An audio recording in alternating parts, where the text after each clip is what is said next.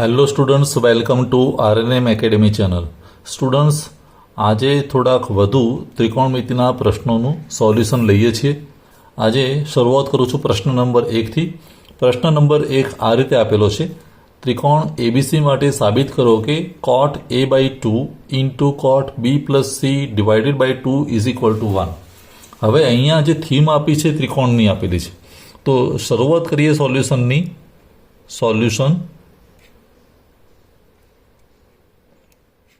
સૌ પ્રથમ કહ્યું છે કે ત્રિકોણ એબીસી, તો ત્રિકોણ એબીસી માટે આપણે શું લખી શકીએ? ત્રિકોણ એબીસી માટે આપણે એવું કહી શકીએ કે ખૂણો A plus B plus C is equal to pi. ત્રિકોણના ત્રણેય ખૂણાનો સરવાળો 180 ડિગ્રી થાય, એ બી અને સી. તો એબીસીનો સરવાળો 180 ડિગ્રી એટલે પાય થાય. તો A plus B plus C is equal to pi લખી શકીએ. હવે અહીંયા જે ડાબી બાજુ આપેલી છે એમાં એક છે a/2 અને બીજું b+c/2. જે મોટો ભાગ છે બી પ્લસ સી એને આપણે રિપ્લેસ કરવો છે. તો રિપ્લેસ કરવા માટે હું શું કરી શકું? આ જે થિયરી છે ઇક્વેશન, આમાં હું આવું લખી શકું: b+c is equal to pi minus A. અને મારે જોઈએ b+c ડિવાઇડેડ બાય 2, તો ધેરફોર b+c ડિવાઇડ બાય 2 કરું તો અહીંયા પાય માઇનસ a/2 એટલે પાય/2 માઇનસ a/2 આવું લખી શકીએ. હવે ડાબી બાજુ લઈ લઈએ. લેફ્ટ હેન્ડ સાઈડ શું આપેલું છે? ડાબી બાજુ બરાબર cot a/2 into cot b+c divide by 2, તો is equal two cot a/2 તો બરાબર છે, પણ અહીંયા cot b+c/2ની જગ્યાએ cot પાય/2 માઇનસ a/2 લખી શકીએ. હવે ઇઝ ઇક્વલ ટુ પહેલો પાર્ટ એવો ને એવો cot a/2, પણ અહીંયા પાય/2માંથી કોઈ ખૂણાની બાદ બાકી એટલે વિધેય બદલાઈ જાય તો tan થઈ જાય, અને a/2 અને પાછું પાય/2 માઇનસ છે એટલે ફર્સ્ટ ક્વોડ્રન્ટ આવે, પહેલું ચરણ. પહેલા ચરણમાં કોટ પોતે ધન છે એટલે એની સાઇન તો પોઝિટિવ જ રહેશે. હવે અહીંયા કેવું થયું? cot a/2 into tan a/2 બંને એકબીજાના વ્યસ્ત છે, ખૂણો સરખો છે, તો બંનેનો ગુણાકાર શું આવે? 1. અને 1 આવે ઇઝ ઇક્વલ ટુ જમણી બાજુ cot theta into tan theta કરીએ એવી વાત થઈ, તો બંનેનો વ્યસ્ત એકબીજાના વ્યસ્ત હોય તો ગુણાકાર 1 આવે, તો જમણી બાજુ સાબિત થઈ શકે. આ આપણો પ્રશ્ન નંબર 1 થયો. હવે સ્ટુડન્ટ્સ વાત કરીએ પ્રશ્ન નંબર 2ની. પ્રશ્ન નંબર 2માં પણ સોલ્યુશન લઈએ તો ફરી પણ પ્રશ્ન આપેલો છે ત્રિકોણ માટે. તો ત્રિકોણ એબીસી હોય તો ત્રિકોણ એબીસી માટે મૂળભૂત કન્ડિશન લખી દઈએ. ત્રિકોણ એબીસી માટે આપણે કહી શકીએ કે a plus B plus C is equal to pi. હવે sine B plus C minus A કરવું છે, તો હું અહીંયા જે મોટો ભાગ છે b+c એને માટે આપણે શું કરી શકીએ? તો therefore b+c is equal to pi minus A લખી શકાય. b+cને આ બાજુ રાખીએ તો એને શિફ્ટ કરીએ તો પાય માઇનસ એ થાય.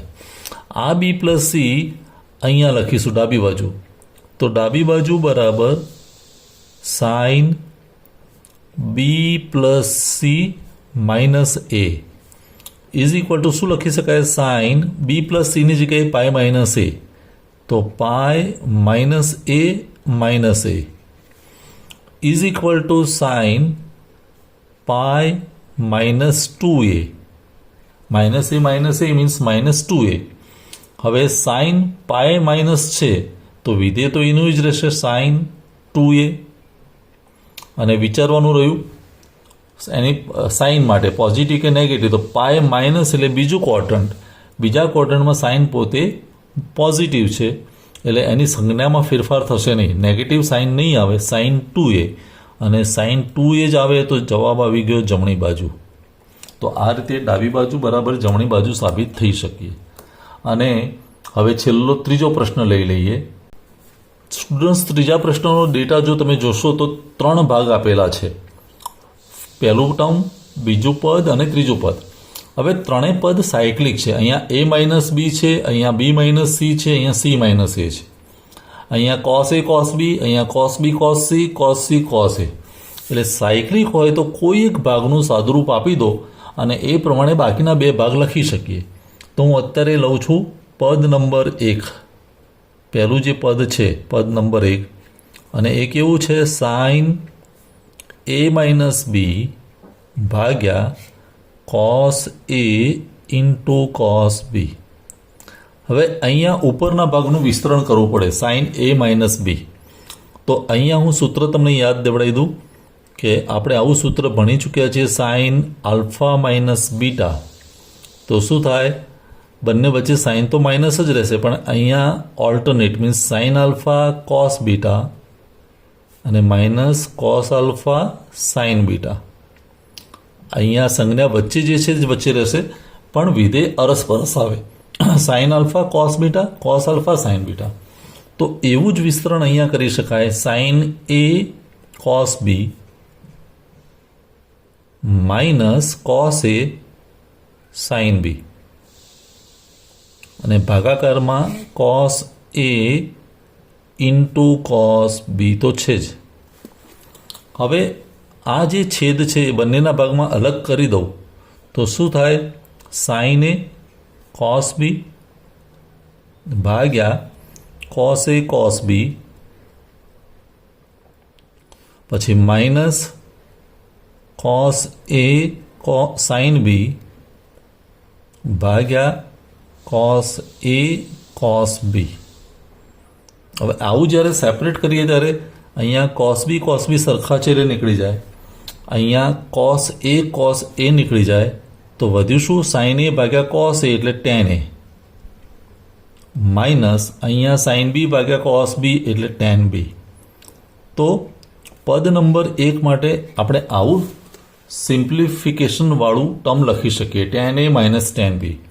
અને એવી જ રીતે બાકીના બે પદ માટે પણ આપણે લખી શકીએ કે જો સાઇન બી માઇનસ સી અને નીચે છે cos B into cos C, તો એનું સાદુરૂપ કેવું થાય? Ten B minus ten C. આ બીજો ભાગ થયો. અને એવું જ ત્રીજા પદ માટે sign C minus A cos C into cos A is equal two હું લખી શકું ટેન સી માઇનસ ટેન એ. હવે ડાબી બાજુ એટલે 3 પદનો સરવાળો.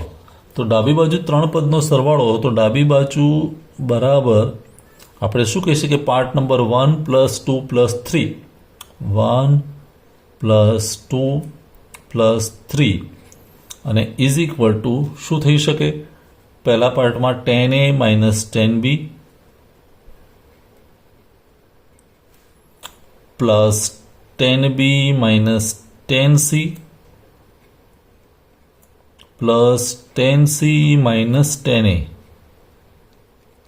અને અહીંયા tan A positive minus tan A negative જતા રહેશે, minus tan B plus tan B minus ten C plus tan C. બધું જ સરવાળામાં નીકળી જાય તો જવાબ આવે 0, અને 0 આવે એટલે જમણી બાજુ મળી કહેવાય. તો સ્ટુડન્ટ્સ, આ રીતે આજે આપણે આજના વિડીયોમાં 3 પ્રશ્નોનું સોલ્યુશન જોયું. આ ત્રણેય પ્રશ્નો અને એના જેવા લાગતા વધારે પ્રશ્નો તમે જાતે ગણી જુઓ. કોઈ ડાઉટ હોય, ક્વેરી હોય तो कमेंट सेक्शन में जरूर लखशो. फरी मळीशुं नेक्स्ट वीडियो में. Thank you for watching. Thank you very much. अगर आपको ये वीडियो पसंद आया है और आप मेरी चैनल पर नए हैं तो प्लीज मेरे चैनल को लाइक कीजिए, शेयर कीजिए और सब्सक्राइब जरूर कीजिए. Thank you very much.